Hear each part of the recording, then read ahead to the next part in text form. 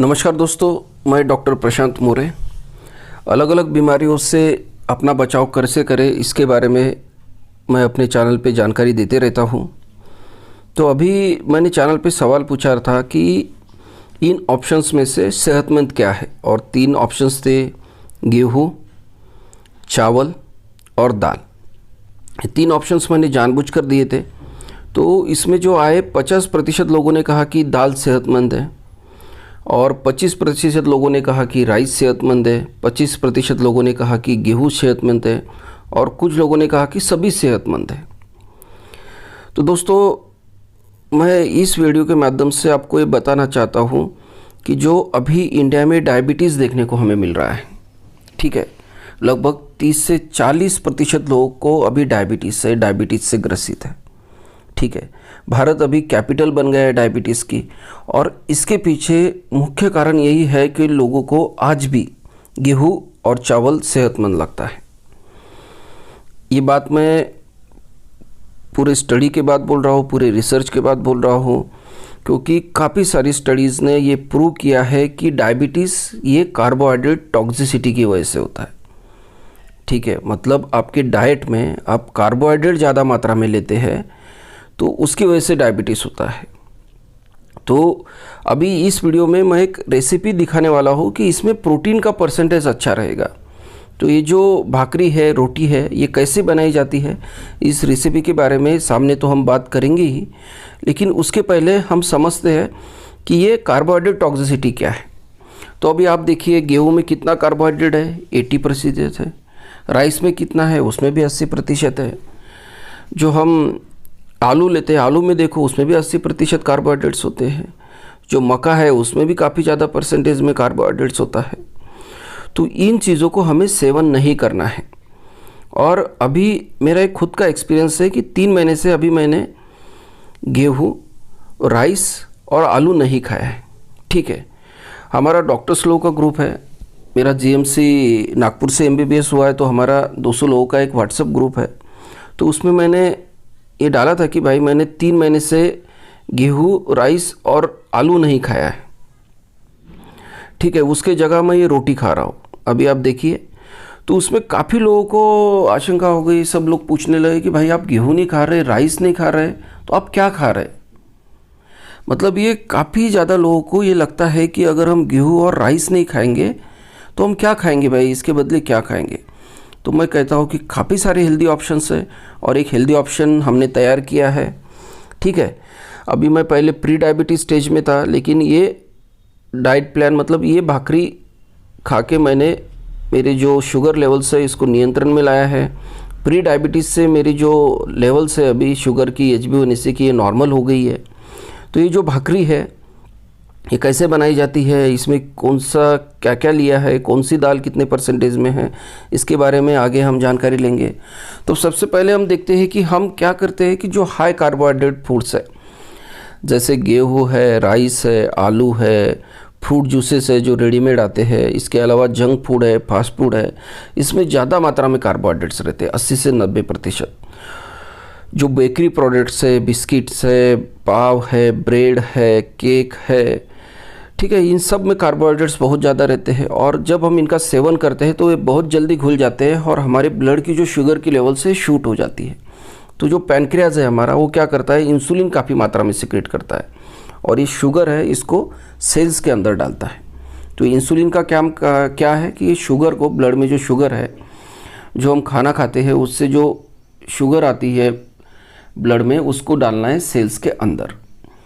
तो अभी क्या होता है कि हम रोज़ कार्बोहाइड्रेट्स खाते रहे 80%, गेहूँ की रोटी खा रहे, चावल खा रहे, शाम सवेरे वही खा रहे, तो हमारी ब्लड की शुगर्स लेवल हमेशा ज़्यादा रहेंगी।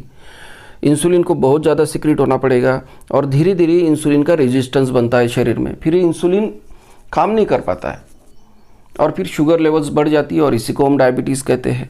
डायबिटीज़ होने के बाद आपको तो पता है, फिर इसकी दवाइयाँ खाओ। सिर्फ दवाइयाँ खाने से प्रॉब्लम नहीं है, इसके कॉम्प्लिकेशंस भी काफ़ी ज़्यादा है।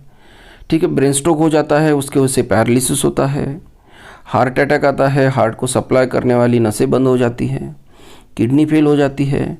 इसके अलावा पैरों की जो नसें उसमें ब्लॉकेजेस होते हैं, गैंग्रीन हो जाता है पैरों का। इसके अलावा दोस्तों जो आँखों में है रेटिनोपैथी हो जाती है, दिखना कम हो जाता है, ठीक है, रोशनी कम हो जाती है आँखों की। तो ये सब दिक्कतें आती है डायबिटीज़ की वजह से। जो दूसरे प्रॉब्लम्स है जैसे हाई बीपी है, हाई कोलेस्ट्रॉल है, उसको भी हम जो डाइट को अगर अच्छे तरीके से समझ के ले, बैलेंस डाइट ले, तो उसको हम कम कर सकते हैं। तो बैलेंस डाइट क्या है? बैलेंस डाइट में होना चाहिए 40% कार्बोहाइड्रेट्स, ठीक है, उसमें होने चाहिए तुम्हारे 30 से 40% प्रोटीन्स, उसमें होने चाहिए 20 से 30% फैट्स। लेकिन हम क्या लेते हैं, हमारे डाइट में 80% कार्बोहाइड्रेट्स लेते हैं। आप देखिए आपका खाना क्या रहता है। आप एक तो खिचड़ी खाते हैं, बिरयानी खाते हैं, चावल खाते हैं, पुलाव खाते हैं, या गेहूं की रोटी और उसके साथ थोड़ी सब्जी खा लेते हैं। तो इन सब से आपको क्या मिल रहा है? सिर्फ कार्बोहाइड्रेट से मिल रहा है, ठीक है। सब्जी से तो ठीक है, आपको कार्बोहाइड्रेट कम रहेंगे, उसमें 10% कार्बोहाइड्रेट्स और बाकी फाइबर, मिनरल्स, विटामिन अच्छे रहते हैं। तो जो सब्जियां है, फल है, सेहत के लिए अच्छे, ये समझ लीजिए। तो सब्जियां और फलों को तो आपके डाइट में आपको लेना ही है। इसके अलावा आपको आपके डाइट में जो है प्रोटीन्स जिनमें ज़्यादा मात्रा में है वो फूड्स लेने हैं। तो उसमें आप क्या ले सकते हैं? उसमें जो ड्राई फ्रूट्स है उसको लेना है। इसके अलावा जो अपने फली दाने हैं इसको ले सकते हैं, मूंगफली के दाने जो है, ठीक है, तिल है, इनको लीजिए। एग्स है, अंडे है, चिकन है, फिश है, अगर आप खाते हैं तो उसको भी ले सकते हैं। और जो डेली आप रोटी खाते हैं उसको आपको ये रोटी से रिप्लेस करना है, जिसकी रेसिपी मैं आगे आपको वीडियो को बता रहा हूँ। इसको देख लीजिए आप कैसे बनाते हैं, क्योंकि काफ़ी लोगों को लगता है कि इस टाइप की रोटी नहीं बना सकते हैं। तो ये रोटी की रेसिपी आगे मैं वीडियो में आपको दिखाने वाला हूँ कि ये किस तरह से बनती है। और इसी रोटी का मैं अभी 3 महीने से सेवन कर रहा हूँ। हमारे घर में, रिश्तेदारों में सब लोग इसी का सेवन कर रहे हैं। और अभी जो शुगर लेवल्स है वो नॉर्मल आना शुरू हुआ है। जैसे मेरे आई बाबा है, उनकी शुगर लेवल्स अभी नियंत्रण में आ रही है, ठीक है। मेरी जो प्री डायबिटिक की रेंज थी शुगर लेवल्स की, वो नॉर्मल आके अभी नॉर्मल हो गई है। तो ये रोटी कैसे बनाई जाए उसकी रेसिपी की तो आगे हम बात करेंगे ही। इसके पहले हम बात करते हैं कि गेहूँ और राइस को मैं अवॉइड करने के लिए क्यों बोल रहा हूँ, ठीक है। देखिए, गेहूँ और राइस को लोग क्या बोलते हैं, अगर भाई मैदा है तो अच्छा नहीं है, वाइट राइस है तो अच्छा नहीं है, लेकिन ब्राउन राइस वो सेहत के लिए अच्छा है। और अगर गेहूँ हम उसके कवर के साथ, मतलब चोकर के साथ ले, पूरे गेहूँ का आटा जिसे बोलते हैं, तो वो सेहत के लिए अच्छा है। तो देखिए, उसके साथ भी हम उसको लेंगे, मतलब फाइबर के साथ ब्राउन राइस भी लेंगे या उसकी गेहूँ की पूरी रोटी भी खाएंगे, तो भी उसमें कार्बोहाइड्रेट आपको 70 से 80% रहते ही रहते हैं। तो आपके डाइट में कार्बोहाइड्रेट्स का परसेंटेज काफ़ी बढ़ जाएगा, ठीक है। तो इसकी वजह से आपको गेहूँ और चावल इसको अवॉइड करना है। इसकी जगह ये जो मिलेट्स है, फिर कुछ लोग बोलते हैं आप मिलेट्स लीजिए। तो मिलेट्स में क्या आता है? गेहूँ की जगह क्या आता है? उसमें आता है ज्वारी, बाजरा, रागी। तो अलग अलग तरह के मिलेट्स अवेलेबल है अलग अलग एरिया में, इंडिया में, ऑल ओवर द वर्ल्ड। तो मिलेट की रोटी फ़ायदा करेगी, मिलेट की रोटी अच्छी है, मिलेट की रोटी बहुत बढ़िया है। तो आप देखिए, मिलेट्स में भी 70% कार्बोहाइड्रेट्स है। तो आप सिर्फ मिलेट्स की रोटी भी खाएंगे तो आपको उतना फ़ायदा नहीं मिलेगा, ठीक है। जैसे गेहूँ और चावल से थोड़ा बेहतर है, लेकिन ज़्यादा बेहतर नहीं है। तो इसके लिए अभी हमने बहुत सारी रोटी ट्राई कर करके ये रोटी बनाई है। इसमें देखिए आपको बैलेंस मिलेगा प्रोटीन्स का और कार्बोहाइड्रेट्स का, ठीक है। दालों में क्या रहता है? प्रोटीन्स कितने रहते हैं? 20 से 25% रहते हैं, ठीक है। कार्बोहाइड्रेट्स कितने रहते हैं? 50% रहते हैं। फाइबर और फैट्स भी रहता है। तो लगभग जो रिकमेंडेशन है डाइट के, उसके हिसाब से इसमें जो चीज़ें होनी चाहिए, कार्बोहाइड्रेट्स होने चाहिए, प्रोटीन्स होने चाहिए, वो है। तो ये रोटी आप लेंगे तो आपको फ़ायदा होगा। तो अभी ये रोटी कैसे बनाई गई है? तो इसमें देखिए कि 1 किलो जो है वो लिया गया है ज्वार, ठीक है। इसके बाद 1 किलो लिया है मूंग, 1 किलो लिया गया है उड़द, और जो एक है उसमें लिया है अपना अरहर की दाल, मसूर की दाल या मटकी की दाल। तो इस तरह से आपको 25% मिलेट्स लेने हैं। तो आपकी पसंद के मिलेट्स लीजिए, आप ज्वारी ले सकते हैं, बाजरी ले सकते हैं, और 75% आपको दालें लेनी है अलग अलग तरह की। और ये जो है इसका जो साथ में इसको जो है पीस के लाना है गिरने से। तो ये जो इसका आटा रहेगा, इससे आपको ये रोटी बनानी है। तो ये रोटी बनाते वक्त आपको एक दिक्कत क्या आती है, थोड़ा सा चिपचिपा रहता है, ठीक है। तो जो आटा है एक मीडियम टाइप में इसको आपको पीस के लाना है। इसके बाद रोटी बनाते वक्त आपको थोड़ा गर्म पानी का इस्तेमाल करना है, तो ज़्यादा चिपचिपा नहीं होगा। और इस तरह से इसकी रोटी बनानी है। ये तवे पे इसको अपना जो थाटली में इसको बना के फिर इसको आपको बनाना है। तो इस तरह की रोटी अगर आप डेली खाएंगे, ठीक है, तो आपको फ़ायदा ये होगा कि आपके डाइट में लगभग कितने 25% प्रोटीन्स आपको मिलते रहेंगे, ठीक है। कार्बोहाइड्रेट्स का परसेंटेज ऑटोमेटिक कम हो जाएगा, 40-50% ही कार्बोहाइड्रेट रहते हैं इसमें। और बाकी इसके साथ साथ आप प्रोटीन भी लेंगे, जैसे रोटी के साथ आप दाल लेंगे, सब्जियां लेंगे, ठीक है। और आपको प्रोटीन्स के जो चीज़ें हैं वो भी ऐड करनी है, जैसे थोड़ा सा आप इसमें आपका अंकुरित जो है, जो मूंग की दाल है अंकुरित, वो ले सकते हैं, ठीक है। अंकुरित मटकी जो रहती है उसको आप ले सकते हैं। तो इस तरह से आपको डाइट में क्या करना है, इन शॉर्ट आपको प्रोटीन का परसेंटेज बढ़ाना है, फैट का परसेंटेज बढ़ाना है और कार्बोहाइड्रेट्स का कम करना है।